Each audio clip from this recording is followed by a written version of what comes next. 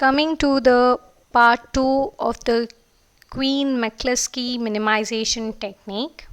Here we are going to discuss the method using the don't care terms. The don't care terms belong to the class of incompletely specified functions. That means the function is not defined for all combinations of its input, and those combinations of inputs for which the output function is not defined are referred to as the don't care terms, and we represent the don't care terms as an x or the small letter d.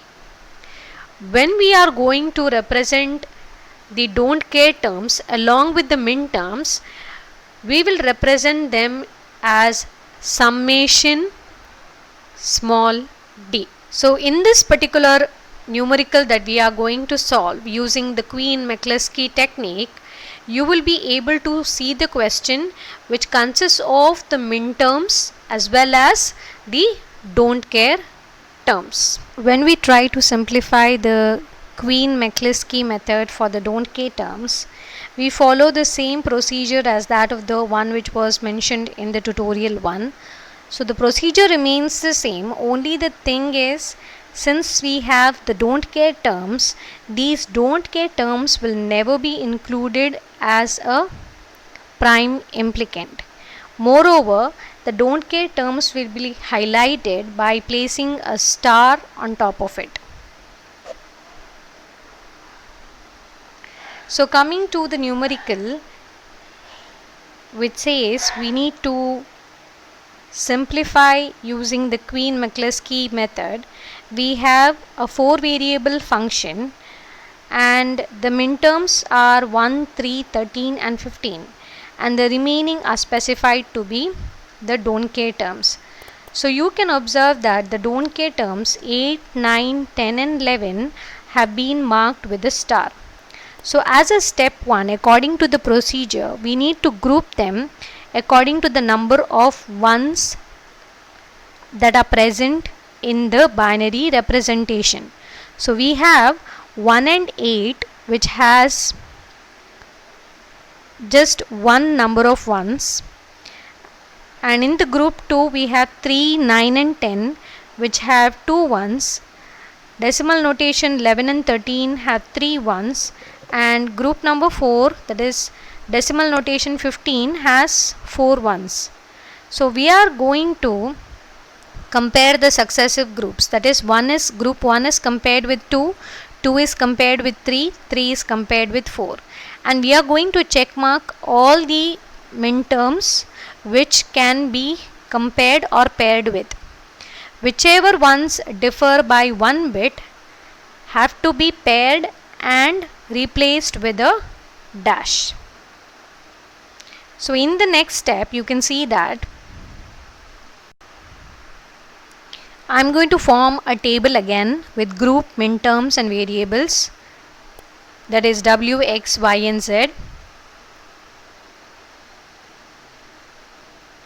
and you should always remember that as you proceed or your number of steps increases, the group size of the group also decreases. In the sense, initially you had 4 groups, now it will reduce to 3 groups and so on, then it will reduce to 2 groups and so on. So you can see that I am comparing 1, 3, 1, 9 star, 8 star, 9 star, 8 star and 10 star, and wherever possible I am going to check mark, and the remaining will be the prime implicants.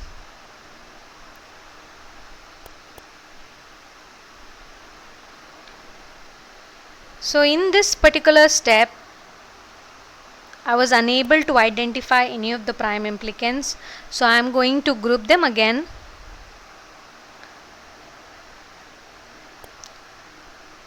and now I have totally 3 groups.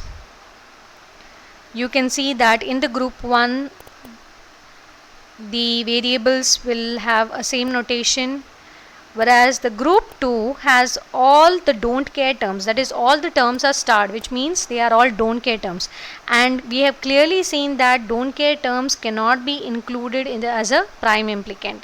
So we have x bar z to be the prime implicant and the last one wz to be the prime implicant. So I am going to form the prime implicant table wherein I will write the prime implicant terms, the decimal notation, and highlight and put an x corresponding to the decimal notation.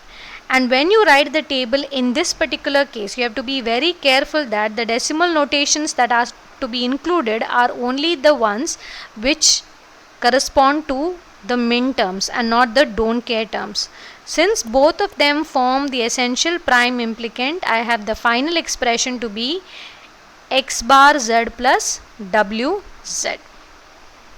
So remember this one conscious thing that you need to remember.